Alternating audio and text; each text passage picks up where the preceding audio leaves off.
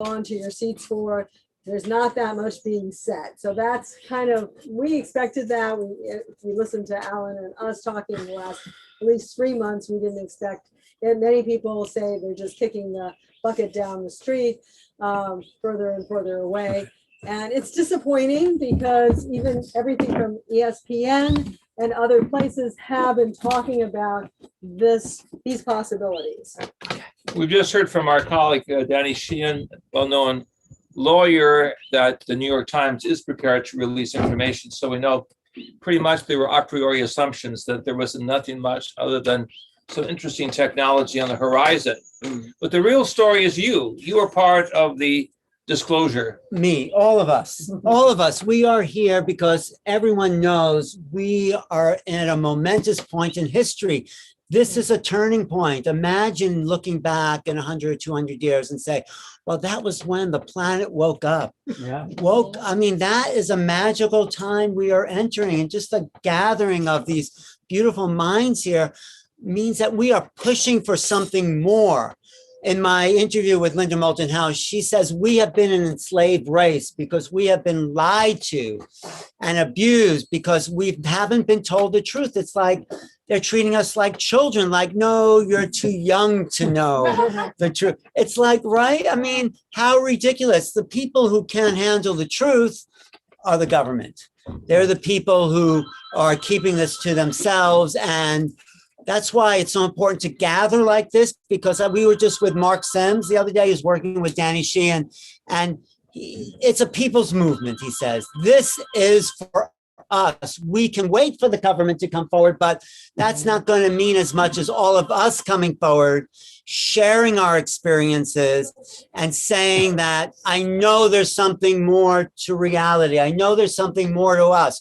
We are part of a greater cosmos. We are part of eternity. We're not freaks of nature. We didn't evolve out of some mud being struck by lightning and suddenly we're these conscious beings. I think we descended into these forms and now we're evolving back up to the higher realm. So we're involution and evolution. This is the cycle of incarnation. And that's also our work, and I'll have Dr. Jack say a little bit more, but I always say we turn the tree of life upside down. So instead of seeing how we came out of the ooze of the earth with happenstance and everything being, possibilities, when you see that not only are we in space, but all the other life forms, and I believe that life form is very similar to ours, if not almost identical to what we would call the Adamic species. It's a different. Are also in space. Dr. Jack, you want to say something about how you perceive our manifestation? In a few words, what the ancients of all cultures saw as the tree of life with the branches really represents the eternal model of the galactic tree, where we, shall we say, in understanding life in its greater variety, began to bootstrap a whole new look at ourselves. We make contact, first of all, within a greater heartbeat of love. We extend this to a greater consciousness of engagement, and ultimately we graduate from humankind to space kind. That means the galactic tree represents what the ancients call universal humanity. Science is saying, born with 34, and it goes down to 24. Are these numbers that are just happenstance? I mean, it's almost like the Fibonacci series on steroids. And then ultimately that gets divided into 5, 7, and 12. I mean, come on. When you look at everything, you realize we're part of what we would call actually a divine design, and not just us. I mean, there's many forms of life in the universe as well that is part of this cosmic energy. Alan says, life is what? Abundant? It's like... It's a part of creation. We are, life is abundant throughout the universe. How could it not be, right? It's a growth between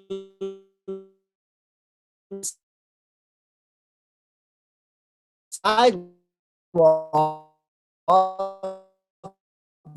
and the street. Creative design. Stanley is a legend, has investigated the paranormal and consciousness for 50, 60, a long time. You name it, yeah. You name it. And he's formulated some great understanding of why we are here and what the role of consciousness is all about. So let me just get Stanley on. Go ahead, Stanley. Why don't you give us a little background and why you think this time is happening? How does this have to do with the paranormal, the whole UFO phenomena? And a question also was, what do airports have to do with the UFO phenomena? So could you talk a little bit about that? I think that you've hit upon some loaded questions. And let me just make a few comments. I think that airports, if you know what, airports are things that just come out of nowhere. And about 20 years ago, I had a whole series of airport experiences in Brazil with a medium who felt that he was in contact with ETs. And during the time that we were studying him, he would tell us, I think something's going to happen. And then we would take his pulse, we take his blood pressure, we take his saliva pH, and sure enough, something would drop out of nowhere. And a polished stone, a semi-precious stone, a coin from 100 years ago, whatever. All of that is documented and written up in a number of journals. And so the tie-in is that he felt that he was able to visit his family in another dimension at night. And he felt that he actually had a daughter in another dimension. Well, who knows, but that was his belief system. I should also mention that I've had other ET experiences in Brazil, and I'll just give you, again, just a short vignette. But I was taking a group from the Institute of Noetic Sciences to Brazil many years ago, and we were out in the countryside, and at dinner, out of the blue, somebody said, "Stan, have you ever seen a UFO?" I said, "No, I haven't. I think they're boycotting me. I don't think they want to have anything to do with me." Famous last words.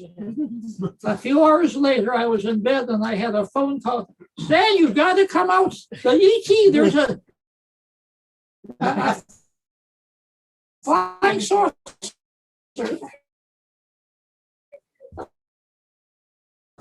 Well, I trudged, climbing up to the top of this little hill so I could see the disc.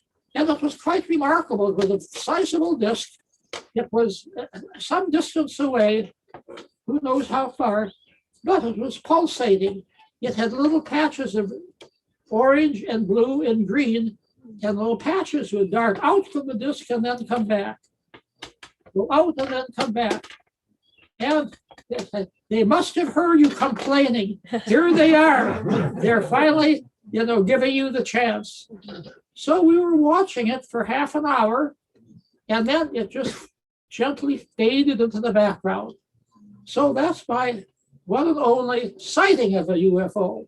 But how is it related to the paranormal? Because you are an expert on the paranormal, right? There is actually dialogue going on right now among my colleagues on this very topic. Mm-hmm. I have to tell you that parapsychologists have avoided UFOs for decades.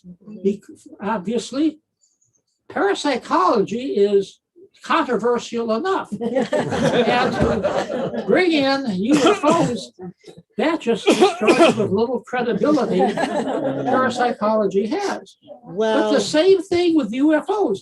They have been avoiding parapsychology for the same reason. And just in the last couple of months, really, have I seen a lot of articles and a lot of attempts being made to do this little dance back and forth. And I have to say, the making contact does put it all together Well, too. Oh, very timely. Very Well, timely. Stanley actually wrote an endorsement for the book. Can I read it, Stanley? Of course you Because can. you wrote a very nice thing, because this puts it together. He says, this is a serious book. Thank you for saying that, Stanley. Making Contact needs to be read by skeptics, advocates, and agnostics. Skeptics might not change their mind, but their response will be useful tests for their belief system. Advocates will find evidence for their perspectives, and agnostics will find their worldview challenged. I've known a few authors in this anthology, like the Hurtaks, and will vouch for their sincerity, these people, and we'll see if history confirms their perspective. Stanley Krippner. Thank you. Thank you, Stan. I wrote that. You did. I Unless didn't someone. know I was so eloquent. But, you know, the thing that's so important about what Stanley has done for 60-something years is that he's been a pioneer in this new way of thinking, this new way of understanding reality. And finally, the government's come around to this because they're no longer calling these things, whatever these things are, UFOs, which means unidentified flying objects, like that identified something. Really, you see something in the sky, you call it unidentified, you're identifying it as unidentified. That doesn't make sense. But they're calling them unexplained aerial phenomena. I'm sure you know that, UAPs. So they really went from object to phenomena, and they went that way. Here, I'll sit down. They took that turn because they realized there were more than just objects in the sky. There is a paranormal element. There's a synchronicity. There's telepathy. There's all sorts of weird phenomena in the ATIP documents. These are the documents released by the government, the Advanced Threat Identification Program, which is what got this whole thing rolling.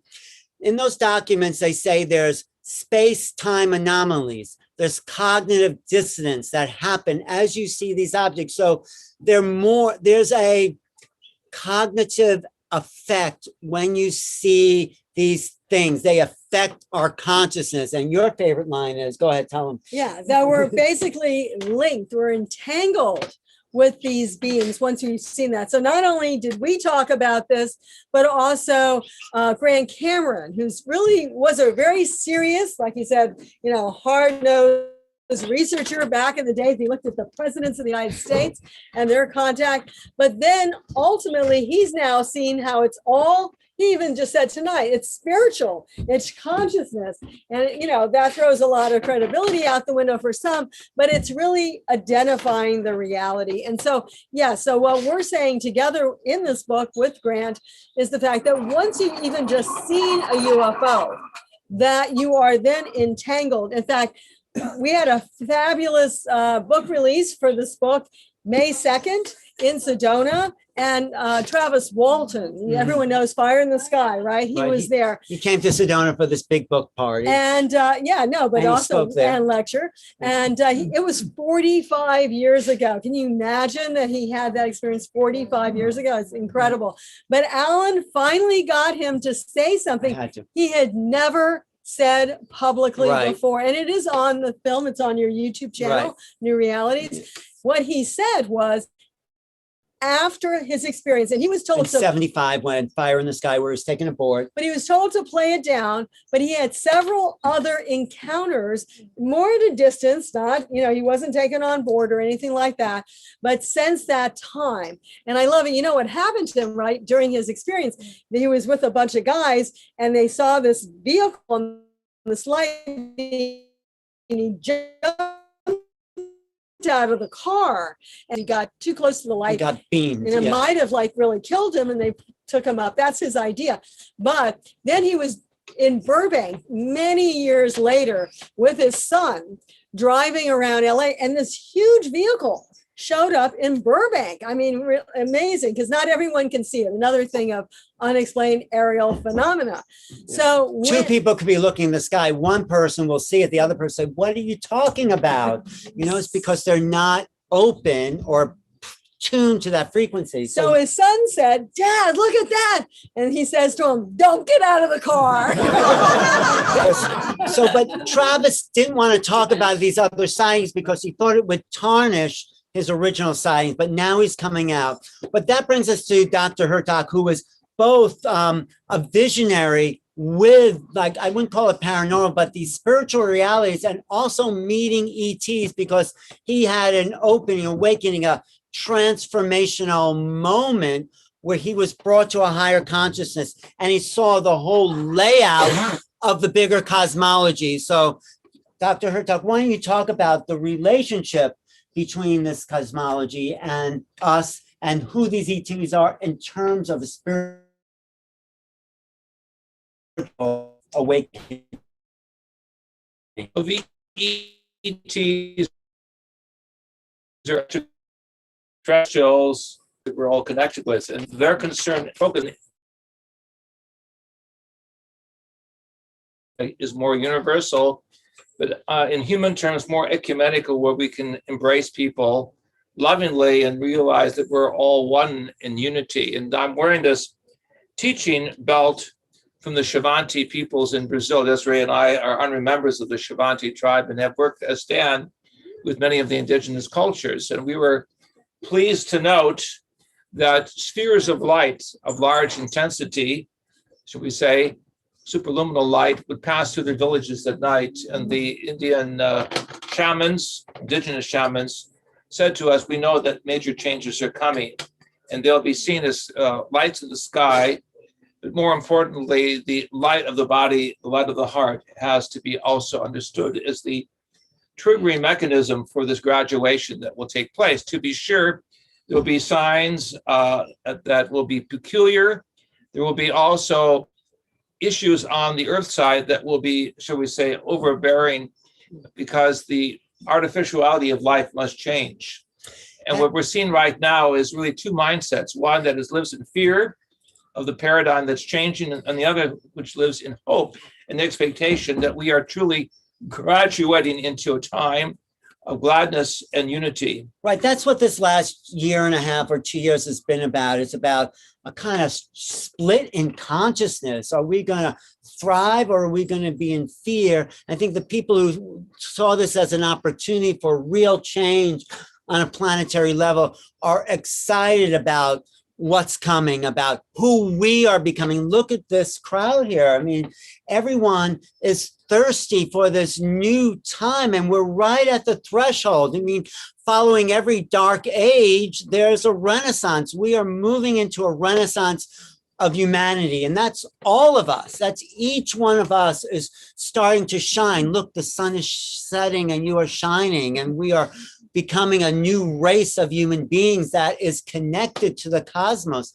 I can't think of anything more exciting. Well, let me talk a little bit more about Dr. Hurtak's experience, because again, he and Stanley were good friends. It's so great to have Stan. And actually, they haven't talked on the same exact, literally, platform in a while. So it's exciting to be together. But so basically, Dr. Hurtak's experience was not necessarily what we would classify with extraterrestrials. And we wrote this in Alan's book. It's really amazing. We talked about the extraterrestrials. Then there's the extracelestials. And when we wrote this, which has been about a year, even because it took a while for this to come out, we didn't even know about Mark Sims. And if you've known about Mark Sims, he had this unusual experience. And the being Tejbar, which he connected with, he was told was a celestial. I mean, because people often say to us, well, what's an extra celestial? Of course, we use extra meaning, not from this realm, but extra celestial. And that was one who's like graduated to a certain level, if you want to look at a non-physical being of light. And then what Dr. Hurtak's experience is, and that is also what we talk about here, is the ultra terrestrials. And those would be more in the higher light realms, those that don't usually even want to appear in a body form, but that actually work in multi-dimensions. And I know that's a really popular term. In fact, I can't confirm it, but someone recently said that Elizondo, recently when he was saying, well, it's not the Chinese, it's not the Russians, it's not us, well, maybe multidimensional. I don't know if he said it. We're I still think trying to he confirm said this that. could be interdimensional. When someone said, could it be alien? He said, well, we don't want to say aliens, but it could be time travel. It could be interdimensional. Let's just say, why not say it's alien? Come on, use the A word. It's not that big a deal. Just say it. What? It's racist. Yeah, So we right. say chauvinist, yeah. But just say the word off-planet beings. What do you got This there? is about 25 years after my experience in 1973. I was in Mexico speaking by a pyramid in Tulum, and I was using some of the sacred mantras in the Sanskrit, the Hebrew, the Aramaic, and the key here is the unity of the sacred sounds together. And when I was doing this, a light energy came across my body. And when the gentleman was taking a picture of his wife, as you can see in the foreground by my finger, and then he was able to capture in a fraction of a second this light shield that came around my body, which to those who were there felt a complete change of the energy field to say, you know, there are portals that are being opened. The Right. pyramids, the temples are places historically that were there to augment the energy, the vibrations of song and celebration. We've forgotten about this. We've mythologized so much that we've lost the cosmic perspective that our ancestors had. Sure, there were other life forms and we were just one, but we've become so chauvinistic in our solar chauvinism that we forgot about the in-between Right. categories of the small people, those of different sizes and colors, but those who celebrate life through the heart. And I just have to say, it's so great to be back in this area. We used to hang out with Gabriel Cousins. Some of you may know him, and others. That was from Petaluma. But I was Dr. Hurtak's student when he had his experience. And she graduated from being a student. Obviously. But anyway, but we used to see after his experience these shimmering light beings that would appear. And we also saw light ships. In fact, we were camping out with a bunch of people. It was about 15 people over at Katati, actually right by the freeway going over. And it's nice to be back here because one of the best experiences I ever had was on top of one of the mountains in Sonoma County, where literally a vehicle, when it came over, you couldn't even see the sides of it. It was so big. So this is a key area, or at least it was back in those days. Well, So maybe amazing. we'll do a little calling in after. Yeah. We could stand out there in the yard, maybe make a circle and putting out love and intention and just knowing. In a way, it's like, it's not about believing, it's knowing that we are in a greater universe, a greater possibility, you know, and energy is happening to all of us. And that's what this time is about. Although I do want to read something from my book that I want you to see if you can guess when this was written. A time will come when diligent research over long periods will bring to light what now lay hidden. There will come a time when our descendants will be amazed about things we did not know that are so plain to them. You know when that was written? That was written by Lucius in the 1st century AD. So there's always something new. There's always the next level, but we're now at a point in history where we can say, this is a turning point. This is a pivot spot where suddenly we will realize, which the indigenous people have known all along, that we're not alone in the universe, that we're part of a cosmology. We're not isolated, but we are opening a door to consciousness. And this is what the book and Stanley's work and the Hurtak's work is about. But your book makes clear that making contact is first within ourselves. Right. You have to make The inner contact with self yourself. has to be found. The true self has to be discovered that is multidimensional. Right. As we later learn from Stanford Research Institute that we are local, non-local. We are also non-local in our consciousness expansion. Right. And with that, we have a tool to reach out, to make the mind reach, the heart reach, the consciousness reach, that allows us to graduate into the fuller perspective what it means to be a total human. And I think, as many of you know, the key thing here is really this consciousness idea and the non-local field, the entanglement that once you've seen other beings of light, you're always having that interconnection. That's where really parapsychology comes in.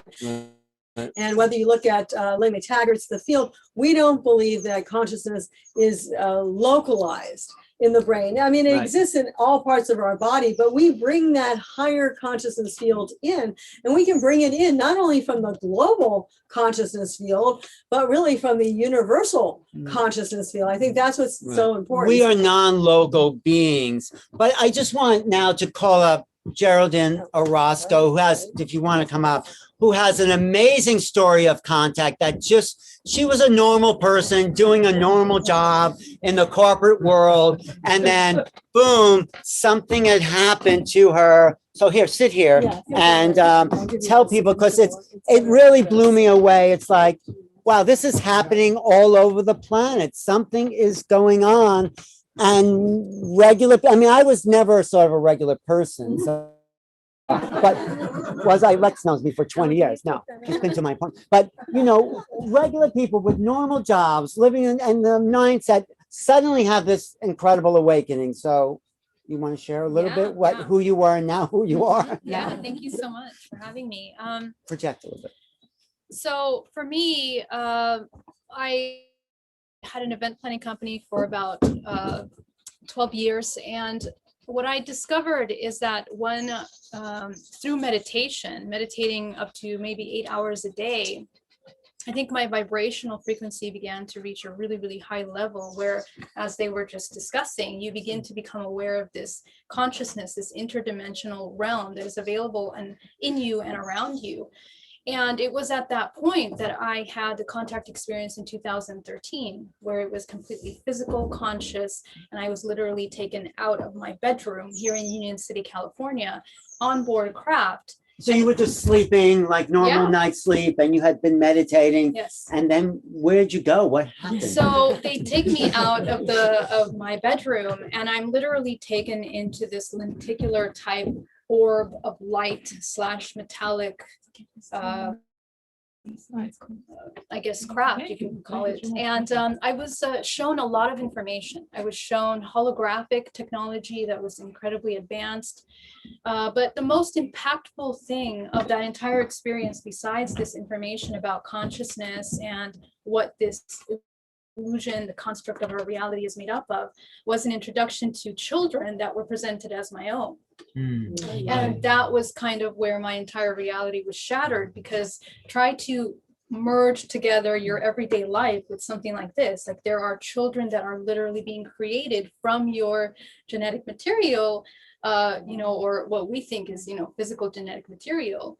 And that was really kind of the beginning where it began to shatter all parts of our reality. And I began to see the question for me, the burning question for all those years until 2017 was, why humans? Why are humans being utilized to procreate or to continue creating these different beings that are interdimensional?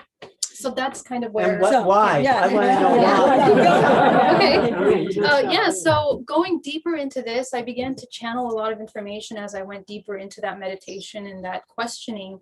And what I discovered was that we as humans have the ability to tune into this universal field of information, just like Desiree was talking about. Is literally through us that we have the ability to tap into this information that is nonlinear. It is simultaneous, occurring at all times. And the human, through the essence of this soul, or this collection of consciousness and intelligence that has made this body, right, is only one fragment or one fractal of infinite fragments of yourself that are living and experiencing simultaneously. Okay, I have to ask a question. What did the kids look like? So the children are a mixture, right? So that it really just makes you look that our reality as human beings is so limited. We have an idea of what humans look like, but these are a mixture, a combination of different genetic substances, right? They're some of these are reptilian, some of these are gray looking, and I believe that in our human realm, we kind of tap into certain types of ETs or whatever we think they look like, there's a filter that allows us to assign that, idea to what these children would look like. But they're a mixture of human. Right. Yeah. But how do you go back to event planning after that? You don't. The answer is you Well, don't. what happened right? to you? So How'd you- I mean, literally in 2016, I decided to sell my business completely and end a relationship that I was in, because I realized that even though I would do research about this topic, I wouldn't find the answers. I couldn't find the answers, were simply not outside of me. They were inside. And for that, I needed time. I needed time to meditate and to connect with myself. And I decided that it was much more important to answer this question. What is truth? What are humans? What makes us so valuable? And it takes you, I mean, the deeper you go down spirituality, the question of consciousness comes up. And the deeper you go down the ET phenomena, consciousness comes up. So it's at that point where you begin to, understand, have a little bit more clarity of what we're experiencing. So all of that life had to go. And so I came into doing this work now. This work is what? So basically I do something called DNA reprogramming, and I'm a hypnotherapist. So I work with the other experiences who are having these contact experiences and helping them connect up into that field or learn and train their bodies to enter that field of the infinite. And I think that's what we're all going through. Like as a planetary race, we're all learning to integrate these higher realities. That's why it's so great that we all just gather here, because there is a thirst to know who we are. We thank you so much for this honest, this frank, this unique experience that you bring to us. Thank you, Gerald.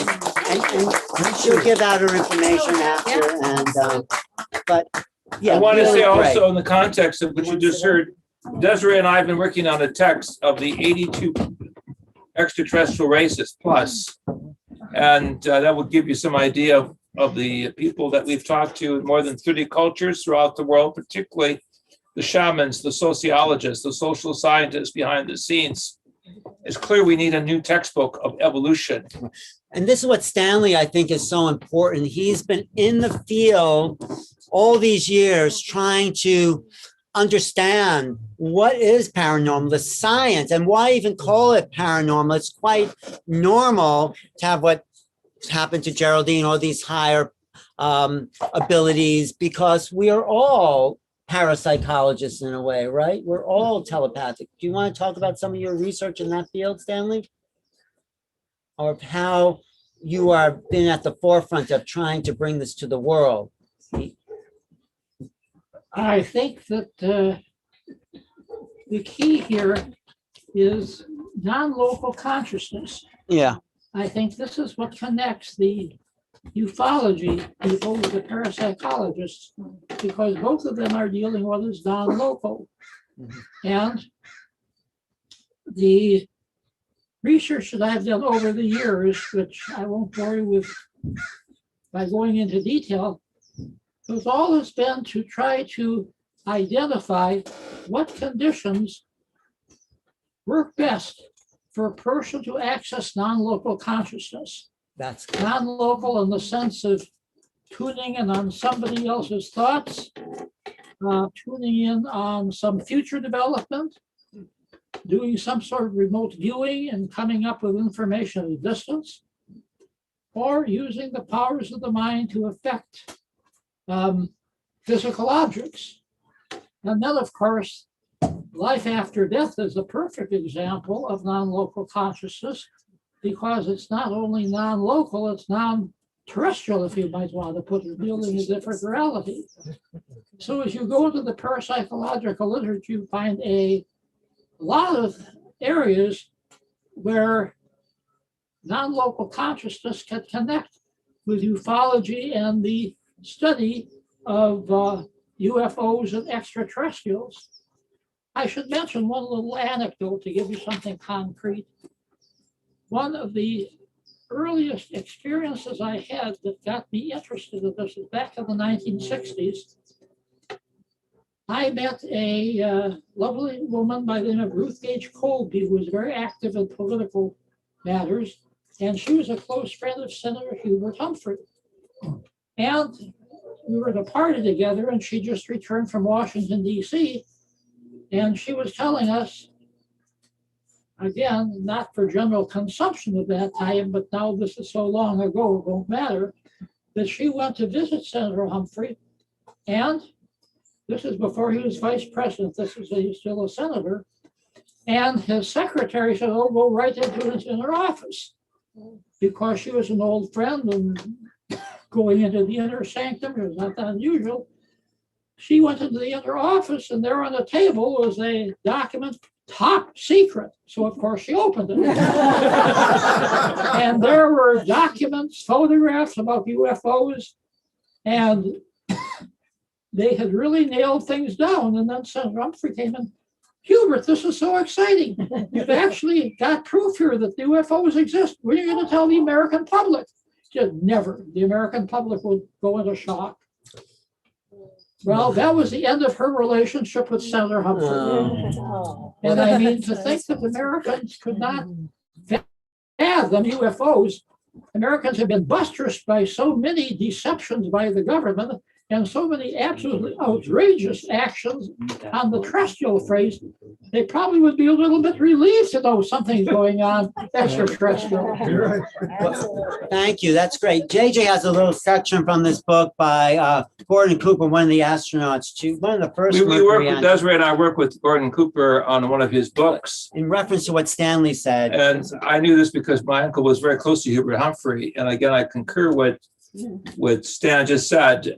He said the people would never believe us. Those are the words, because a small group of extraterrestrial beings actually landed outside of Minneapolis while he was there as a senator. Oh, and you're from from that area. And so I knew on the inside track years ago when I first started out that pretty much regardless of the political persuasion, both parties had agreed pretty much that this was over the top and nothing would really ever be said, at least for the present time. And Gordy Cooper writes in his book, Leap of Faith, and he was a great patriot, a great explorer of the rim of outer space, who saw a flotilla of spaceships over Germany while he was a test pilot. And in 1951. And what did they do to him, Desiree? Yeah, when he reported he saw a flotilla of UFOs above him, what did they do? Lock him up? No, they made him an astronaut. So that just tells you that they knew what was up there and they realized he didn't overreact when he saw it. So in this book, Leap of Faith, I want to read something very appropriate for this week when the Senate/intelligence community will release a little bit of information.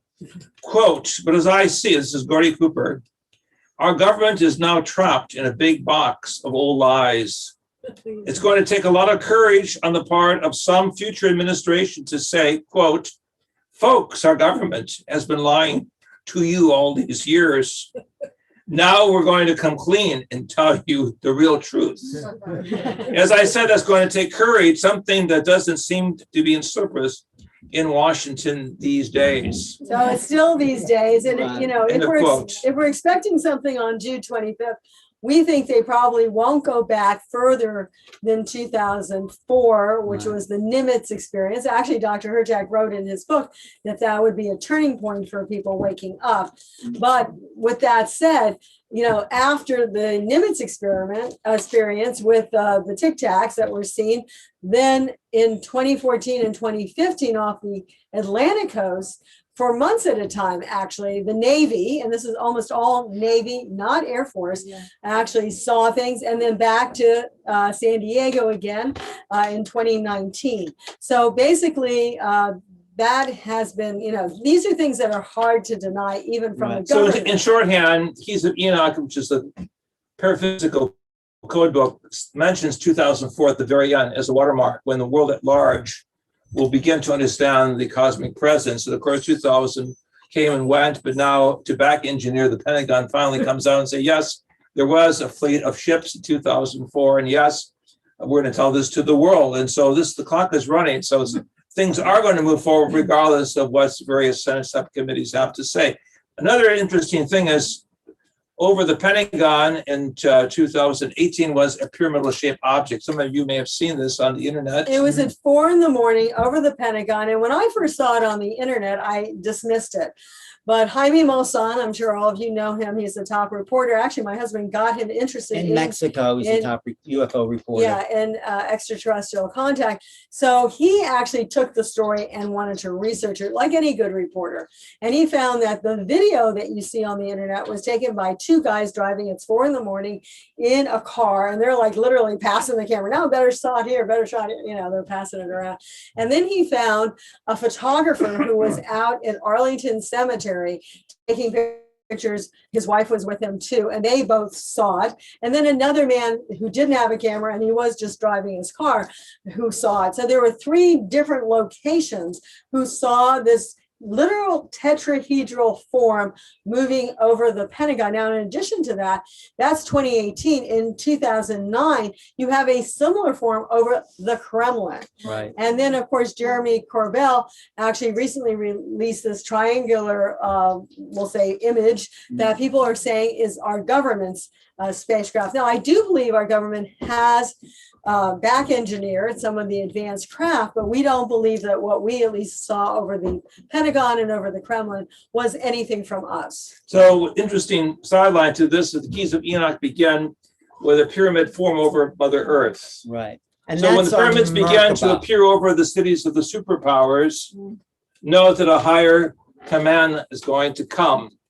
Because the pyramidal form is what's surrounding It us. represents really the carbon atom. It represents really the structure of evolution of our physical body. So it's the most essential geometric form for the scientific mindset as well as the indigenous. And it's the Merkaba, it's the light body that's being activated at this time of awakening. We are becoming more energy than matter. I mean, that's apparent in the way medicine and healing is moving. It's like you're doing energy healing. Like everybody has heard the, at least in this group, I'm sure, energy healer. But I mean, even in the public, even in those regular people, maybe they've heard that word energy healer. But something is happening to how we relate to each other and ourselves. We're feeling people more, I think, and maybe that's part of like being locked in our house for 2 years. The consciousness shift is underway. Yeah. And regardless of what Washington, D.C. has to say, there will be a public movement for more and more things to happen. Right. I think, yes. And I think the big problem is with Washington, D.C. is they don't know what's going on. Maybe there's a secret government that knows, but they don't know how to tell us that they, first of all, they've been lying to us for 75 years. That's a big thing. And we've traded genetics for technology. That's something that people say maybe Eisenhower signed the contract, but they don't know how to put all the pieces together because it is about transformation. It's about our experiences. I've talked to a ufologist in China recently, and she says people are having experiences over there in their dream states. In Italy, I did an article for an Italian magazine. People are having experiences there. There is the veil that's being lifted off this planet, this quarantine, what we've been in, to wake us up to these paraphysical realities of who we've always been.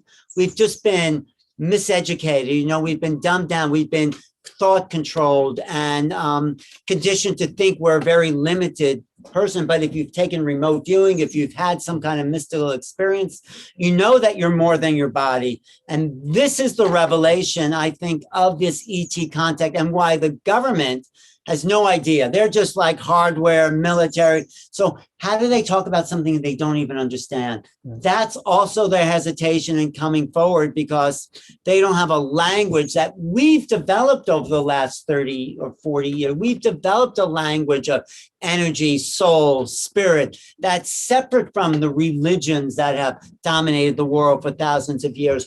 We're a new culture, and it's up to the experiencers really to come forward and say, I think it's how this people, Marie Rodwell, 5 and the earth. If we don't clean up the earth, and these ETs are showing us that we are one world, we're one people, we're one race, one consciousness. Right. I just want to say a few, just to sum up again, the factors of why they're probably not telling us. And of course, the fact that they've covered it up for so long since Roswell is one. The fact that it's a complex society in the sense that it's not just one UFO up there. It's different types of ships, different beings, different multidimensional realities. It's also the hybridization that we heard earlier today. So that's another aspect. Also, because from what our research has been, there was, in addition to the crashes like Roswell and other places, there was a downed UFO into Kingman, Arizona, that was a gift to the US government that Bob Lazar, Dan Bursch, and others have worked on. Dan Bursch mostly with the beings that were in the craft. So, you know, basically, how do you say yes? And this is what Obama, he just came out on, what was it? It was Jimmy Kimmel? Or? No, one of that Anyway, English guy, what's his name? Anyway, Late night show. Late. Stephen Colbert. What? Was it Stephen Colbert? No, the other guy. Okay, sorry. James Corden. James Yes. Corden. So he comes out and he goes, well, you know, it would be nice to say they had all these bodies, but go ahead. What else did he say on that? He said, what I can tell you, and obviously someone told him it's okay to say this. I can tell you that we have things in our sky and we don't know what they are. And he was very legitimate about this. So maybe he's just saying they don't know what they are because, you know, politicians didn't never tell you the truth. But a couple of years ago, he would say, well, I don't know if there's stuff out there. Now the story's changing. So he's been briefed to come forward and we are evolving. So, and the UFO, whatever those things are appearing in greater numbers. But that's they for are sure. Also concerned about the nuclear power that we're using on this planet. And I don't think that they want us up there in space. And of course, there's some that really don't care. There's different agendas for some of these intelligences. But for the most part, they don't want us up there in their airspace if we still have the warlike nature that we have shown on this planet with nuclear energy and the like. So that's why astronaut Mitchell, before he died, was part of a treaty that would prohibit the launching of weapons in outer space, particularly those that would have mass destruction leading to the death of our biosphere. Right. So as we hear, as it were, the airplane upstairs, the noise pollution, let us be aware that it's up to us to understand that this can be a clean planet. We can remove many of the biohazards with the technology we have. We can pump out 3 trillion tons of CO2 and sequester it in the bottoms of the ocean. We have this technology from the Japanese, from the Europeans, from our own resources, but the will has to be there to really understand the cry of Mother Earth. This is happening for more than just the drama of a few individuals. This is the whole human race that has to take possession of why we are here as incarnate beings. Right. I want to read what Bruce Lipton, who I interviewed in the past, and I talked to him in 1999 before anyone knew who Bruce Lipton was. I saw a little article of his in like some, you know, spiritual paper called The Golden Thread, I think it was. And I found he's up here in, where's he? Boulder Creek. Yeah, Santa Cruz. Right. So I showed up at his house and set up my camera. He talked to me for 2.5 hours. But the key thing he said to me, he said, the next level of our evolution is to recognize we are all cells in a larger community coming together to share awareness in order to create the living organism called humanity. He says, we are not humans until we create humanity. That's when we all recognize that we're all connected. We're all part of the same living organism working in a coherent fashion. Then humanity is complete. And when humanity is complete, the earth as an organism, as us being the receptor sites of consciousness on the planet Earth, bringing in new ideas and evolving, the earth completes its evolution. It becomes a living, pulsing, breathing Gaia. And so when we come together, and not that we're all the same, but we're all different pieces of this puzzle, but we all have an essential piece to play. When we come together as a unity, when we come together with one voice, as a oneness, some people call that the singularity, that's what I call the singularity. The one consciousness is something called the synergy of awareness. we come together and we share this collective mind that we're all a part of, but we still retain our individuality. The synergy of awareness will allow us to speak as a one, a singularity, which will allow us to speak to other ones openly. And that's the next level of evolution. The oneness of humanity speaking to the oneness of those beings. And that's biological evolution, because single cells came together to form colonies of cells, and something happens in a colony where suddenly they share awareness and they become a multicellular organism. And that multicellular organism hooks up and becomes organs in our body, and it all forms us, and we are a singular consciousness no matter how many trillions of cells you have. So no matter how many trillions of people there are on the planet, when we come to that synergy of awareness, we are then become part of a galactic organism, a super organism, which is all the next level of evolution. So that's the threshold we are at. Thank you, Alan. This was called the Gathering of the Tribes in ancient spiritual literature. Yeah. We are the tribe of peace, and the gathering of the tribes must be those who really want to take the upper phase of the spiral of life. This requires humility, it requires unconditional love, and also the sensitivity to realize the entirety of the human race is about to change and needs an educational policy. Well, we really think we are in the midst of a greater awakening, that the veils are being lifted, that people are getting tuned in, not only to each other, at least if you're seeking that level, but also to other levels of intelligence. And so that is happening more and more to people. We see this, actually, we just came from Sedona. So many people have gotten a certain call, have tuned into other realities, whether it's extraterrestrial or ultra-terrestrial. They are finding their inner deep connection with not only themselves, but with higher forms of intelligence. That's what making contact is. It's making contact with yourself, the planet, and whatever else happens to be out there. That is good. It's positive. People say, do you believe in UFO, whatever it is? It's not about belief. It's about discovery, and it's about venturing in. This is the unknown. This is nothing to fear. This is uncharted territory. That's why I think this topic is so exciting for me. But we do feel things are happening on this planet right now. So it's really important that we kind of listen, that we tune in, that we are more sensitive, and we follow our still small voice, if you'd like, and to move in that direction, because the planet itself is changing. We saw this with the last heat wave, which not only struck this area not too badly, but the whole Southwest. A large part of our food for the entire country comes from California and Arizona. That's currently in a mega drought.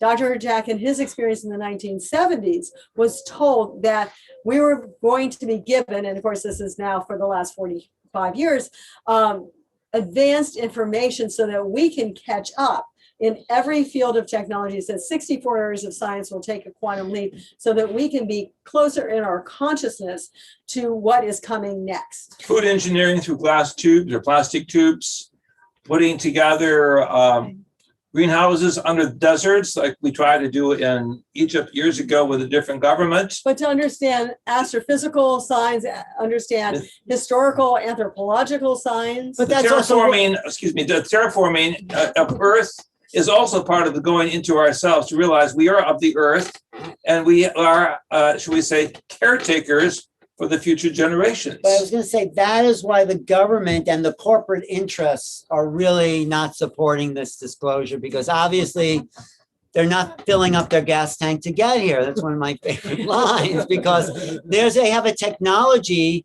that if we had, just imagine everyone having a little battery in their house where they wouldn't be enslaved to some corporation or oil, and we'd be free. We'd get to a level playing field. This is where we're supposed to come in on as incarnate beings, where we're here to just create joy and abundance and put back into creation, instead of having to be enslaved to corporate interests that are living off, what our energy. So it's about getting the free energy that's out there that obviously these craft have, and that will upgrade us to a real human civilization where we can come and do what each of us have really decided to incarnate for, which is create. Create your best art, your best beauty, your best, whatever it is that you love to create. That's the reason you're here. So this is the time we're coming into, and this is what this big struggle, I think, is all about. Can we make it? Can we form a people's movement? This is sort of what Mark Sims and Danny Sheehan are talking about. Let's gather as people together to create this new movement among us, just regular people that want freedom from what we've always knew was possible. Why is that so hard? Hello? So Stanley, any answers? Oh, just questions. What questions do you have?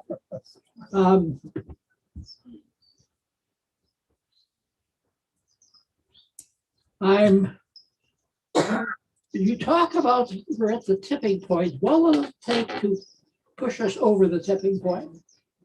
That's good. Well, we were really hoping if the government would release all the information on extraterrestrials. Can you imagine, what does Linda call it? What? She calls it the headline. Oh, a mind-cracking headline. Mind-cracking headline. But that's a good question. I think us coming together and having this, like the media is finally waking up. They're saying, some of the recent reports, after hearing what the government says, the guys on some news say, well, you mean the government has been lying to us? It's like it's like they're shocked. You mean they weren't telling me, they've been keeping secrets from us? So it's like, wake up. So this is waking up. Some of the mainstream is being converted to our side, Stanley. We're like UFO evangelists here. What? Can we do it without Yes, that? if we come to, that's how, women's liberation, Black liberation, gay liberation, all these liberation movements happened without the media support. It happened because people came forward and say, no, we want the truth. We want to be equal. It is up to the people. We can do it without the media, but this is one phase, but are we all ready to march on Washington? I say, yes, we are. Let's gather the troops, saying, just to get the attention of people. Maybe that's not going to change, but we need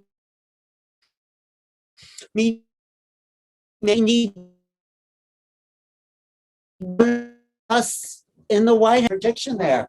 1973, I was shown that there would be a female figure appearing on the scene, generally of background, partially Oriental, minority person, but would be crucial in the environmental changes that would be absolutely necessary. So we'll see if this happens. He mentions You Yeah, mentioned in key 109, verse 90 something in that category, along with a few verses later, the black hole phenomenon would be understood. right. The tunneling effect in terms of interplanetary travel.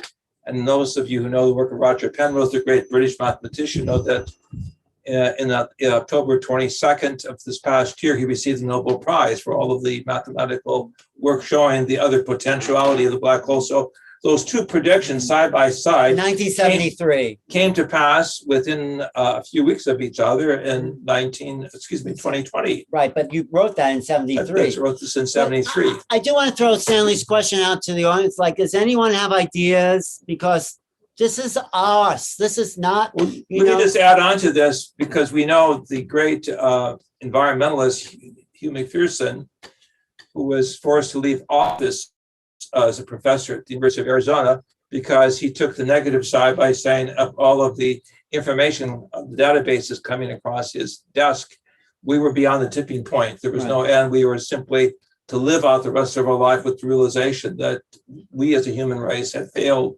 the assignment and we would be diminished. I don't think it's Of course, this is alarming that a man of this scholarship would take such a heavy-handed position, knowing that we have cosmic others that can help us with insights, as I was given insights. But they're not going to save us. We have to clean up our We mess. have to bootstrap. We have to understand why we put on this body. Well, that's why they also gave us the technology. And as Alan said, we did back engineer a lot of it. You listen to Colonel Philip Corso in his book. He talks about even the fact of fiber optics, He also talks about several other technologies, night vision goggles that we use to look at UFOs, if you've ever been out on one of those UFO tours.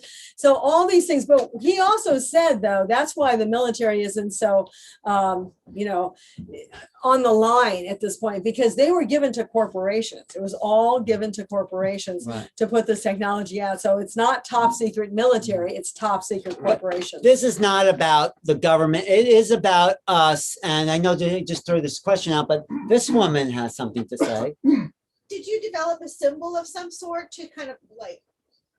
Well, the symbol, interesting, is this asterisk I put in the middle of making contact. That asterisk means star. And I put it there to, as a telepathic signal that we are of the stars. You know, it's like a symbol is not one thing. This is how ETs think in abstract language. They don't think in words. They think in clusters of meaning. So by putting a symbol, I feel that was, if that's your question, a way of making contact.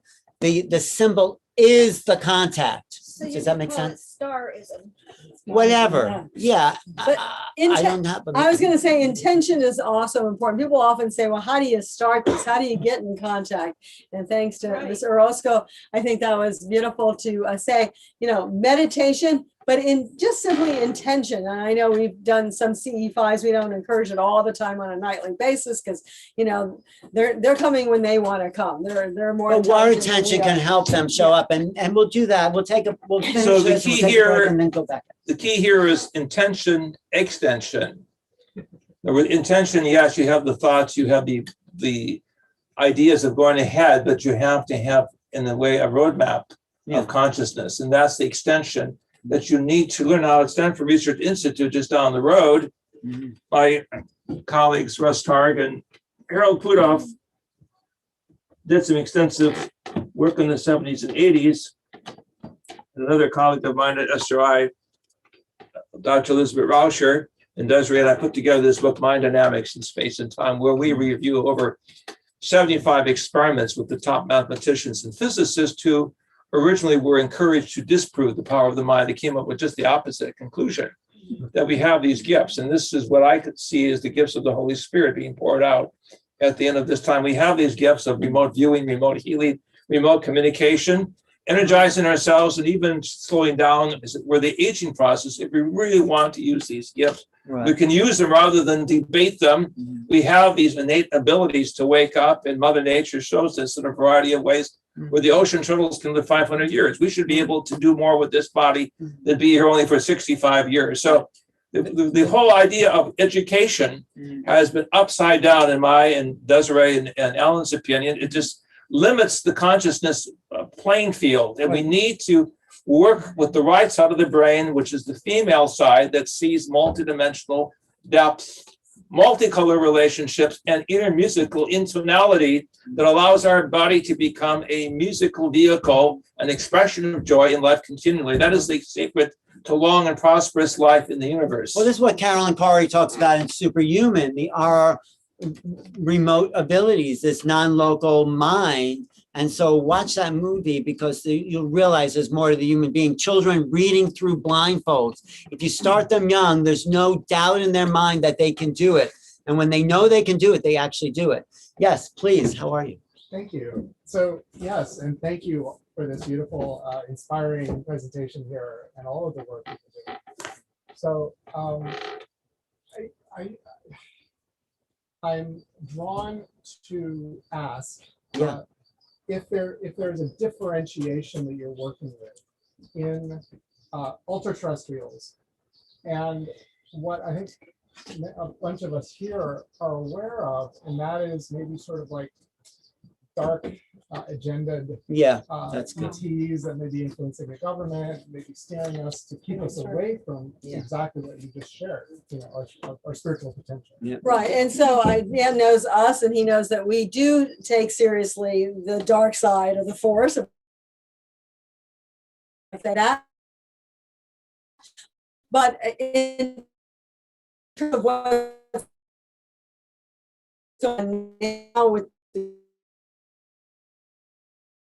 a lot of people saying, come in if a millionaire is going to get this. They feel that's the wrong direction, because clearly if they wanted to take us out, they would have taken us out 50 or 75 years ago. So we do feel, and there's a whole cosmology in what we talk about, that there are higher powers and there's powers that have watched this planet. And I think we're in accordance, and now people understand we've been, as a planet, in quarantine, not just for the COVID, but from other levels of intelligence that would, in some cases, misuse us in some realities. But actually that quarantine is being lifted because we're graduating, and we better get our act together to understand what that means. It means working with, yes, Dr. Hurtak used to say the bar scene in Star Wars, right? You're going to go in, you're going to see all these strange beings around you, and you have to hone into the right vibrations to those that are working with our higher consciousness. Or the end of Close Encounters of the Third Kind,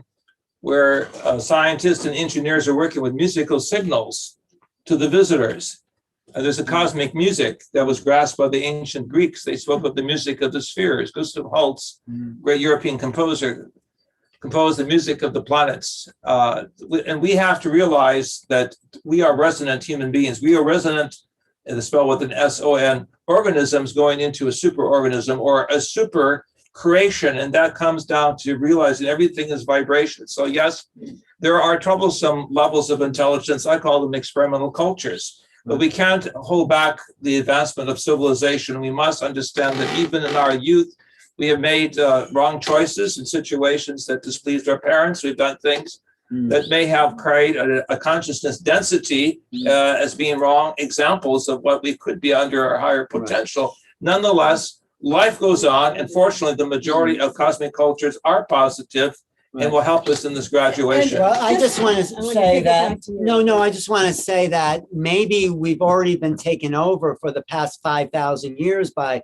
negative aliens that have kept us quarantined and in condition. Or some people say dumbed down. Dumbed down, but obsessed with human drama, addictive behaviors, warlike behaviors. This is not natural, I think, to the human being. And we're now shaking loose of that over control, and we're waking up to the purity, the empathy, the love, the compassion that is really at the core of human beings. So I think we have more to fear from each other than we do the ETs as we graduate from this enslavement of mind. And I think the work that Geraldine is doing to correct all that old programming that's in the lineages of our family as we come in and take on the patterns of our family. I mean, do we really have to do that? We can free ourselves from the past and meet the cosmos on an equal playing field as equals.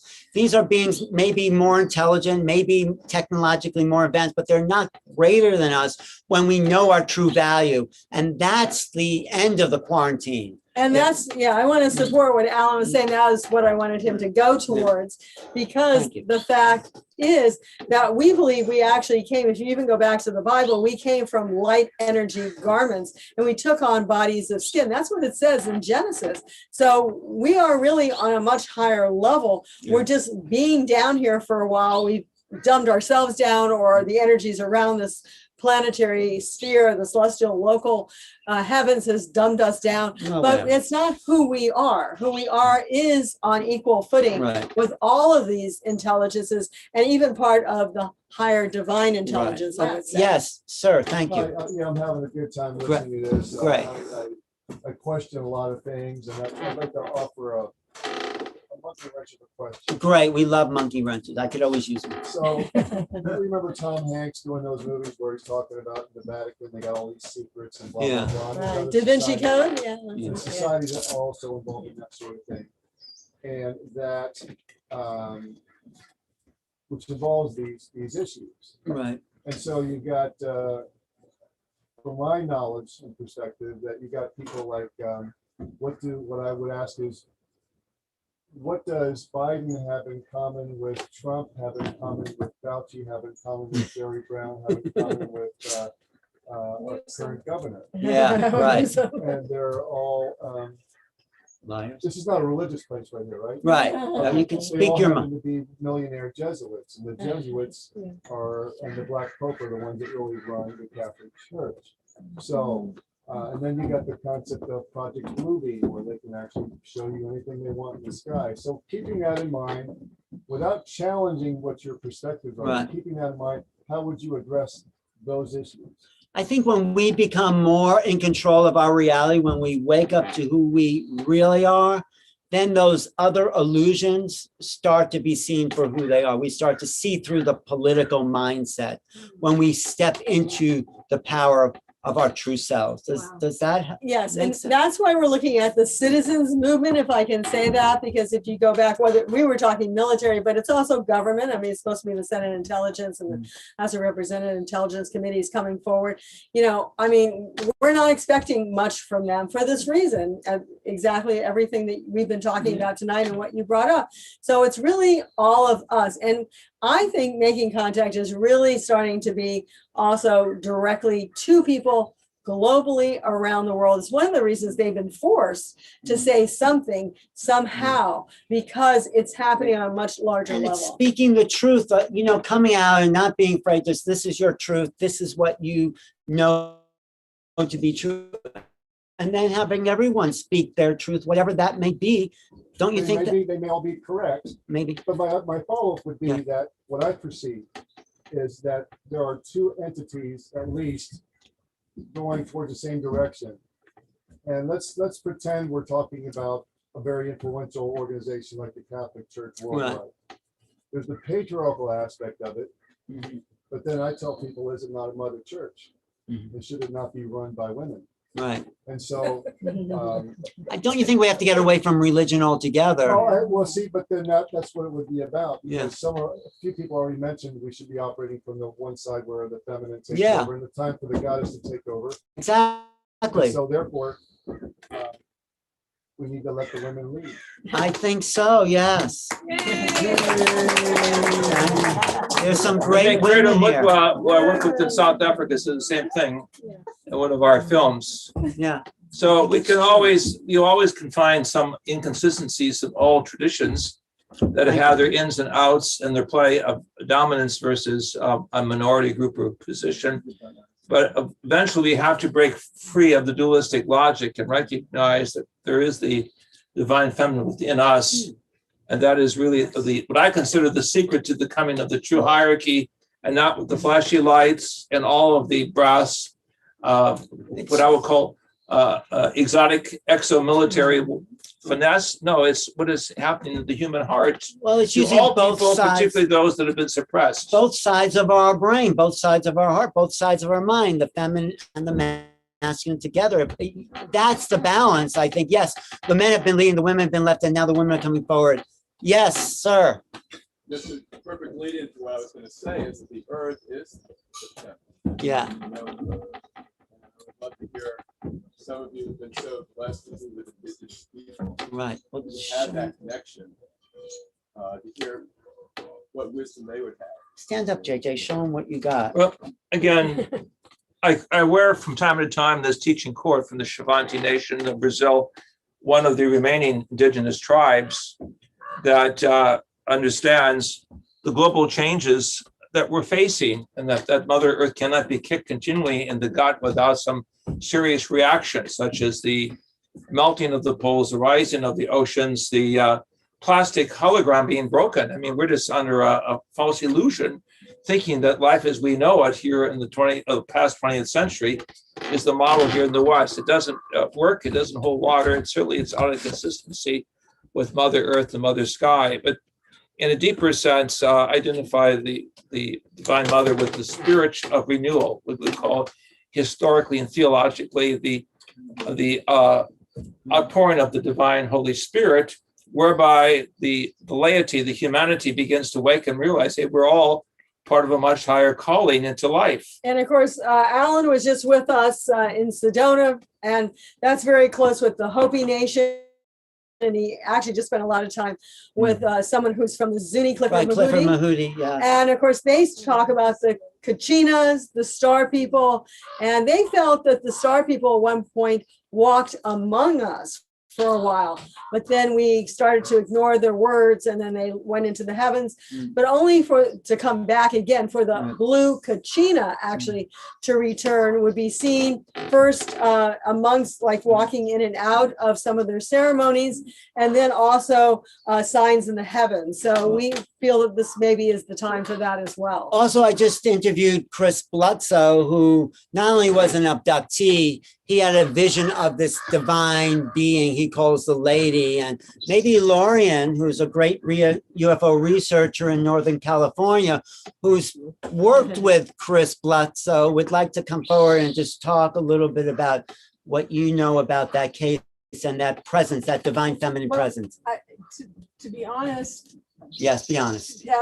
there's a lot I can't say right now, but I can tell you this, there's some really beautiful, amazing things that Chris can tell you in the next 6 months. He'll be telling you all about the visions that he had with the white lady.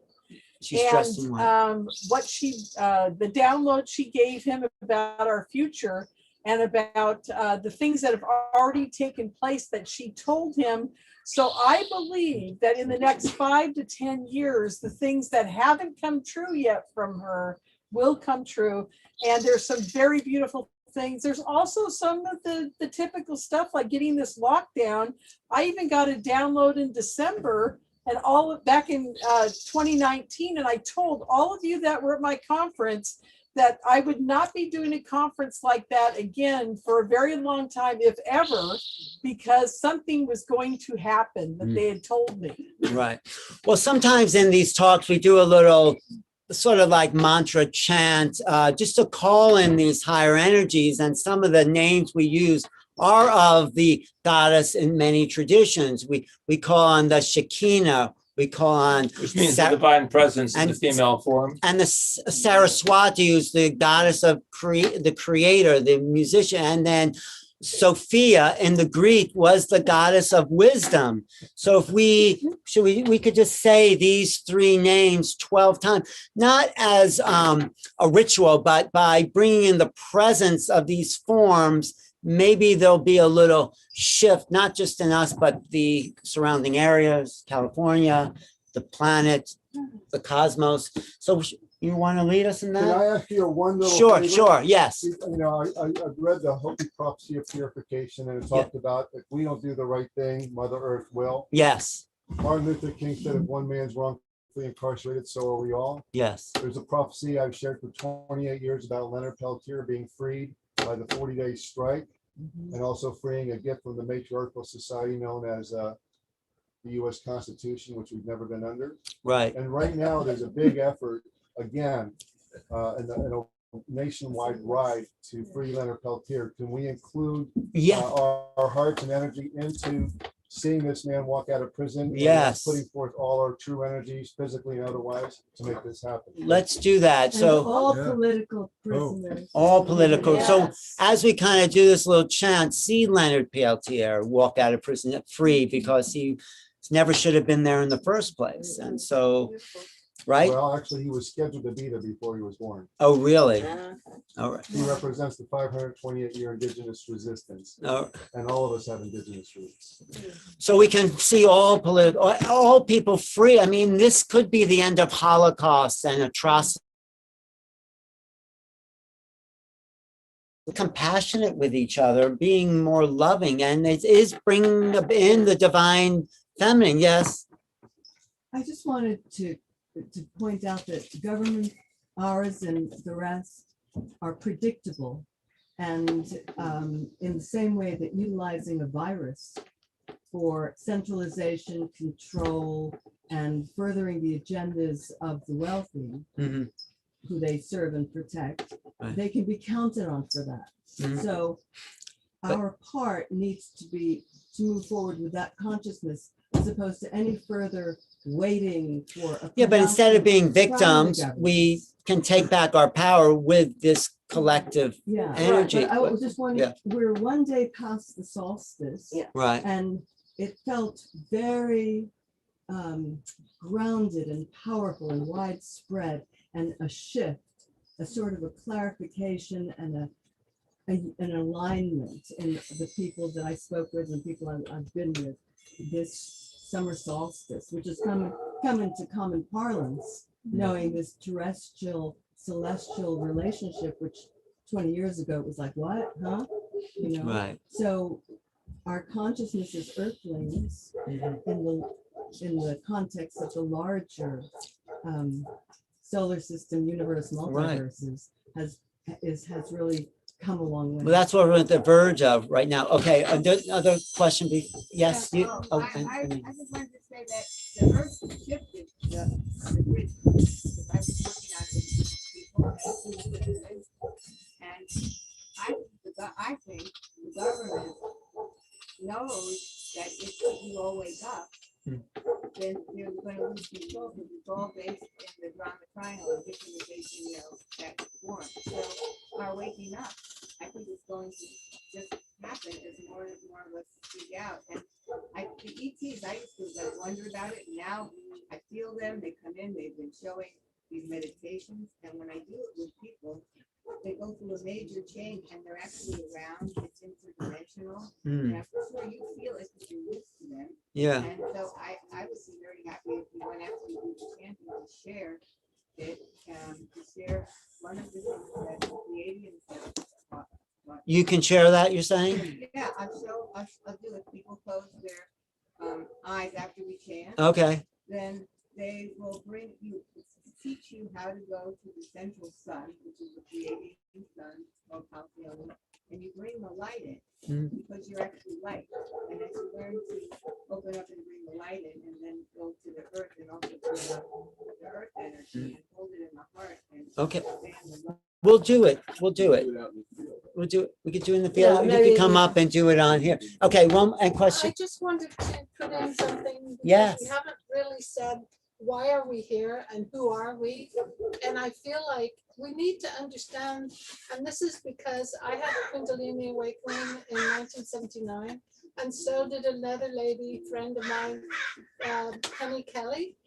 And we both have been sharing some of our experiences. And one of the experiences I had, which I didn't understand and I freaked out about, was I was completely omniscient with everything. You were one with everything. Completely. And I knew everything everybody was feeling, all the plants, all the everything. And it was a little overwhelming because my left brain was like, what's going on, But my right brain was happy with it. Right. Well, Penny had a similar experience, but without the freak out, which I had. And she says, this is the end stage of human evolution. That we are going to be in these bodies, in this flesh, which is earth, and we're going to have this omniscient experience. And that is why we are so important. Right, Thank isn't it- you. it's- That's great. It's a very important time that we're all living in. I think we all realize that. And it's important that you even tell the young people, stay here now, because this is really a point of transformation for everyone. And We're to be the light. That's basically why we're together, the collective light. And Enoch explained to me the indigenous were the honest caretakers of the sacred areas, and they would represent the bridge between traditional Orthodox science and Orthodox religion and spirituality. So it's in the sacred lands, and I was told this also by an astronaut, that the majority of landings have already taken place. And the indigenous land is sacred. We have lost the sense of sacredness. We have let our lands become polluted and profaned. And we've let our attitudes listen to so much of the lower garbage of this politician versus that politician that we've been split down the middle and have not understood the middle pillar of the tree of life, which is the answer that we must provide by not going to the politician, not going to the pre-scientist who sold out his or her responsibilities. Right. And I think if we call in this divine feminine force, we can help rebalance what's been so out of balance. I mean, of course, it's an ongoing process, but do you feel like doing that? Yeah. We can echo and tone as best we can, or no, let's do that. The Shekinah. The Shekinah, which means it's in Saraswati. Saraswati, which is the Sanskrit, and the Sophia, which is the Greek. So here you have three great important historic traditions that spoke of the higher worlds. Right. Again, we must pause and wait for the noise pollution to pass, All right. So, because we want to be able to create within our mind's eye a vibratory field that we can rise beyond earthbound vibrations that tend to dissipate our moments of concentration and focus. so let's everyone close our eyes. So I will lead, Just feel And- yourself sitting and then if there. you wish to join with Desiree, Alan, and myself 12 times for the gathering of the 12 branches of the human race into unity, into celebration. So we're gonna spread out those names. We're not gonna do them all at once. We'll do them separately with guided meditations in between. This is something that and Alan's joined us for the last several months in raising the consciousness of humanity, not just us. And these words are vibration. They're not ritual in that sense. So go So ahead. we're going to start with the Shekinah, which is now the divine presence, the female light upon our heads, the aura around our body, the joyous energy of our heart, the envelopment of life, truly in harmony with Mother Earth and Mother Sky, as we realize that we are becoming more sensitized to the true process of how our soul took on incarnation through the womb of our mother, representing the Divine Mother. I'm going to intone this 3 times, then we will repeat it with visualizations.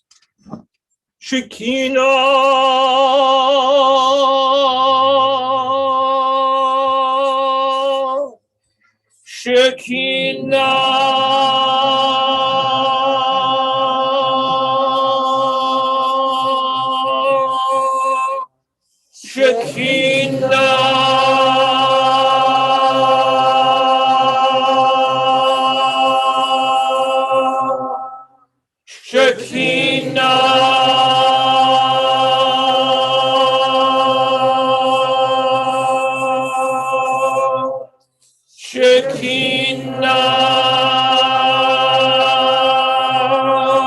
Shekinah. We see the whole world wake up, the whole Gaia wake up with fantastic vibrations of new life and new joy again.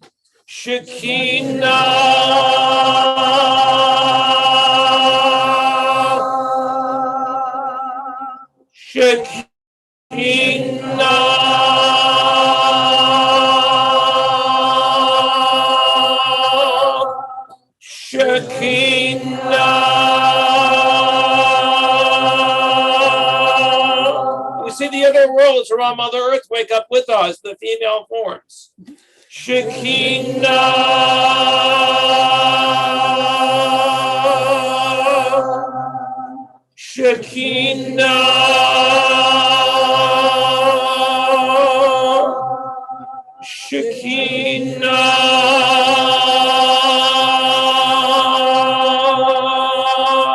We see children throughout the world holding hands from all cultures, all nations. Mother Earth is alive. And so the presence of the divine is with us. We feel her vibration in every cell of our body. We become the vibration. We become the calling that we call. We become the essence of pure being. And we know that every cell can become also a light energy garment, that we have a light body that is surrounding our physical body, that is within our physical body. It just needs to be activated. These sounds are vibratory activations of a higher consciousness of ourselves. We realize all life is vibrations.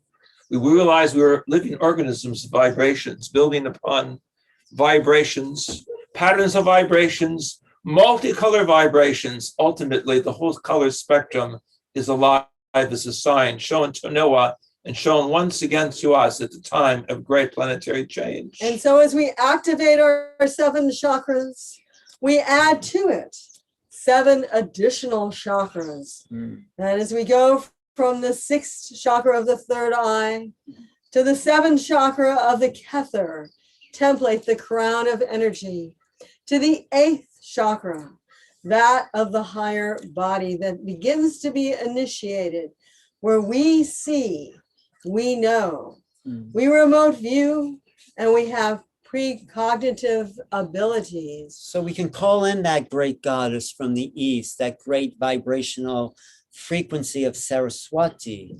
That's the energetics of creation, of creativity, of joy, of possibilities. So, And that which is also called the divine feminine. Through sacred geometries, in the 8th and 9th chakra level, we begin to see these spheres of light, and then faces within the spheres of light, and then contact, making contact, and seeing the full light beings that are now appearing from higher dimensional worlds. so call in that next name. And so we go to the Sanskrit Saraswati together. Saraswati, Saraswati, Saraswati, Saraswati, Saraswati. We feel the vibration of Durga, of Lakshmi. We feel the vibration of the divine feminine in all of her various names. Of Kali, the goddess of transformation. Even Pachamama of the earth. And we see the world changing and the womb of the world opening to those who come from the higher worlds. And so we meet our brothers and sisters that are reaching down to us as we are reaching up to them. And we bring in the final piece, which is wisdom, the Sophia consciousness. Or may all our experiences bring us wisdom to know the greater realities. And let us realize that wisdom is connected with love. We have unconditional love, but with that, we also need the power of the universal wisdom, not a wisdom only of the earth, but a wisdom that encompasses the heavens, the extraterrestrial realms, the extra celestial realms, and the ultra terrestrial realm. So we know we are understanding the mysteries of life, and that mystery holds the power of the Sophia. Of wisdom, as we call out what the ancient Greeks knew as philosophy, the lover of wisdom, we call out to call that goddess, to love that wisdom that has been our life's journey. It's the Shema Sophia, the call to a higher vibration. Do you understand that even the prophet Isaiah, what is called the third Isaiah, represents the calling of the female form into the picture? And that time has come. And so we sing together. Sophia,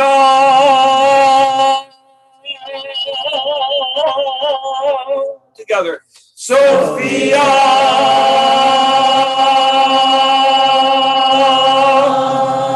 Sophia,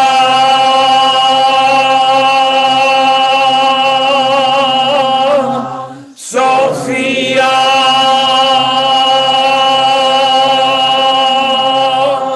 Sophia,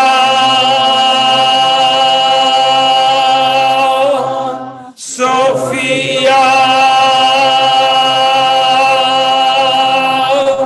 Sophia, Sophia. 7 times for the 7 seals. So let that wisdom of compassion just vibrate around the world. Let them sit in the peace that passes all understanding. Let them know the others as they know themselves.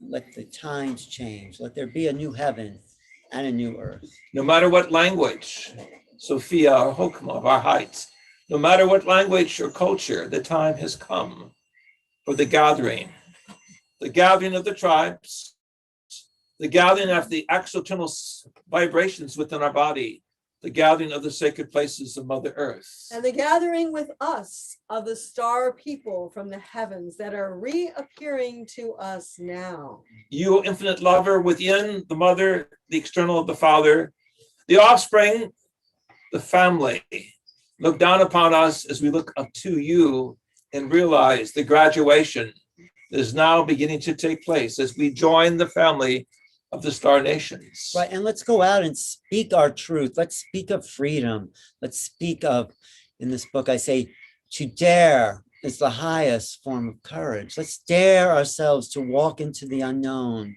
to share with our friends and family our secrets of contact, whatever level they may be, because it's up to each of us to change the world. To experience miracles in this age of miracles, the outpouring of divine spirit, which is interchangeable with the divine feminine. And let us keep the hope going that peoples of the world will be awakened to the relevance of who we are in a vast and awesome universe, and that major headlines will one day, maybe sooner than later, come to awaken all humanity who look at the earth. But for those who are looking to the stars, let us already be awakened. We can't wait, though, for the government to say what our reality is. We have to go forward and create that reality. Take the courage to speak what your truth is, and to know, for people to know these mystical, paranormal, higher consciousness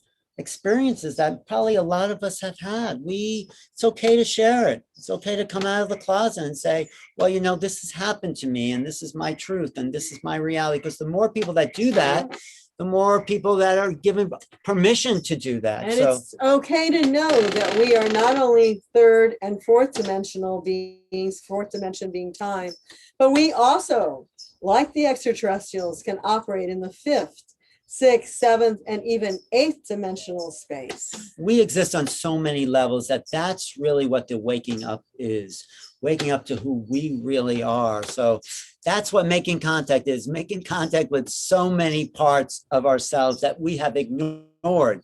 You know, psychology has done us a service in helping us get in touch with ourselves, but it's done us a disservice in distrusting our own minds, our own experiences. It's time to trust what we know and our experience of reality. No one can tell you what's real for you. So On this long day of the year, the longest day of the and the year, beautiful summer night here in Northern California, and the almost full moon, we are almost there at the threshold. That's what the almost full moon. let us celebrate what is also said in the Keys of Enoch. God's plan has no end. It is life in the house of many mansions. So let us prepare ourselves with the passport to the cosmos. That's what John Let us meant. prepare ourselves to step across space and time, and let us participate in that which is the divine feminine and the divine masculine in marriage. For indeed, we are the offspring of the divine, and we are children of the universe. So thank you all for gathering here. We'll take a break, and then maybe you could do your meditation as we gather in the field. Is And that then- possible?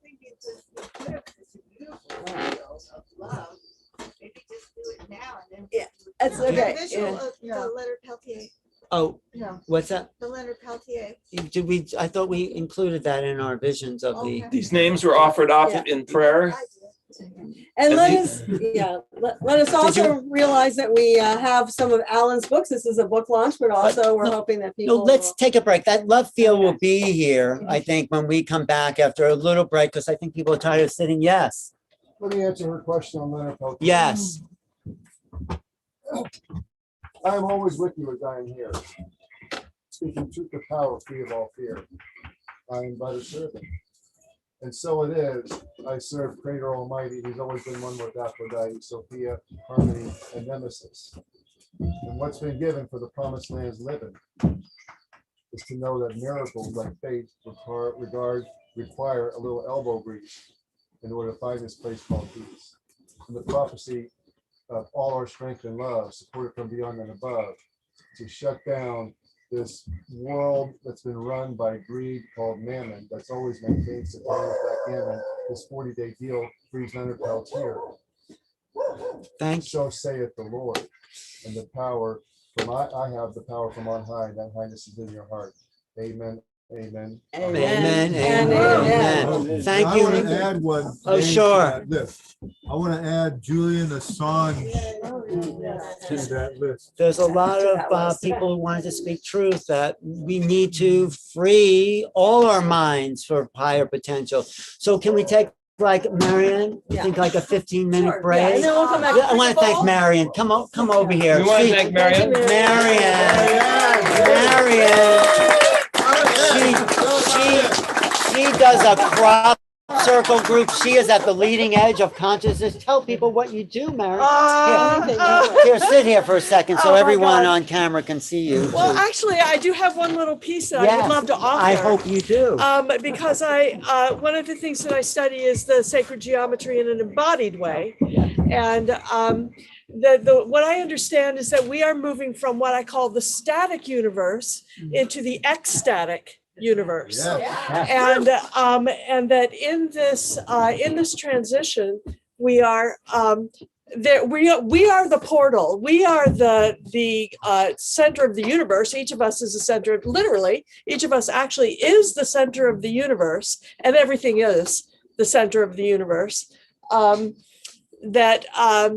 So we are the portal. So when you allow yourself to actually align in that vertical nature that is in the vesica between holding on, there we go, holding on to the two anchors, holding on to the two anchors of the portal here that I call, because we have been so wounded as a species, in order for us to get from the static to the ecstatic, we need to practice space and time. We need to practice respect, which is spatial. It has to do with our honoring of ourselves here and in relationship to the unknown. You know, you have to respect that you do not know what this is going on here. And you have to have a relationship with that. And then the relationship side has to be nourishing. So you have to hold on to respect, the intention of respect, and the intention of nourishment in order for us to move from the static world, which is anything that's stuck and enslaving, into the ecstatic world, which is in relationship to the unknown and in relationship to you know, something living in a new way. So may it be. Thank you. Again, Ellen's book is here. It's $20 and it's called Making Contact. He grabs some and he's willing to sign it, and it's fabulous. Yes. We did chapter 3. If you, it's a great chapter. And there's so many good people in here. What we talked tonight. Unbelievable crowd. Right. I mean, Linda Moulton Howe, who's probably one of the best.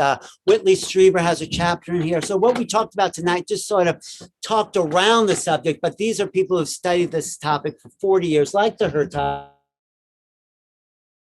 is in here, as himself, Nick Pope, Grant Cameron, Carolyn Cory, Marie Rodwell. These are the best in our field. These are the Michael Jordans Whitley of our Strieber league, from you know? Virginia. So this is good. So if we're going to take a little break for 15 minutes. Are we going to stay online Well, or what? we can shut off. We can say goodbye to.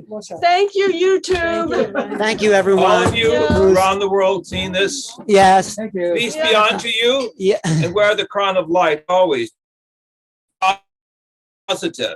Right. And if you want to buy a book, go to Amazon.com, Making Contact, Alan Steinfeld. Thank you, JJ, Stanley, Marion, Desiree, Geraldine. Oh, and me, yes. Thank you.